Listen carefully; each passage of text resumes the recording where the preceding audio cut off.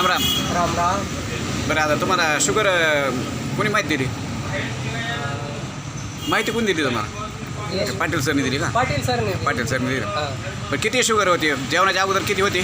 जेवणाच्या अगोदर 250 पावणे 300 असं. आणि नंतर जेवणानंतर जेवणानंतर 475. 475. हां. म्हणजे एवढी शुगर आहे तुमच्या किती दिवसापासून होती? आणि बरं 6 महिन्यापासून. तर दवाखान्यात चालू आहेत का तुमची?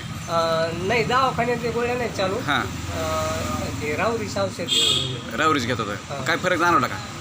ते फक्त महिन्याचं जरा थोडं बरं वाटलं, नंतर काहीच नाही. औषध तिथपर्यंत चालू राहतं तिथे परत वाढत यात. परत तर तुम्ही मग आपलं निहार आलात हे आपलं हां आपल्याला इमुरीस आणि मधुकेअर. हां आता आपल्याला तुम्ही हे 1 महिन्याचा खुराक झाल्यानंतर हां. लॅबमध्ये जाऊन चेक करून घ्या म्हणजे आपल्याला किती फरक पडतोय.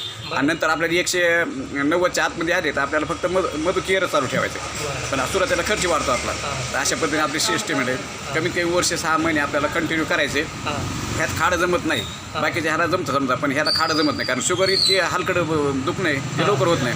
दवाखान्यात म्हणलं तर मरेपर्यंत खावं होतं. आपल्याकडे 3 वर्षात आपले लोक मोकळे झालेले आहेत, हां. पण ते कंटिन्यू करणार आहेत. अशा पद्धतीने शुगरसाठी न्यायला आले, पहिल्यांदाच घेऊन चालेल. धन्यवाद सर.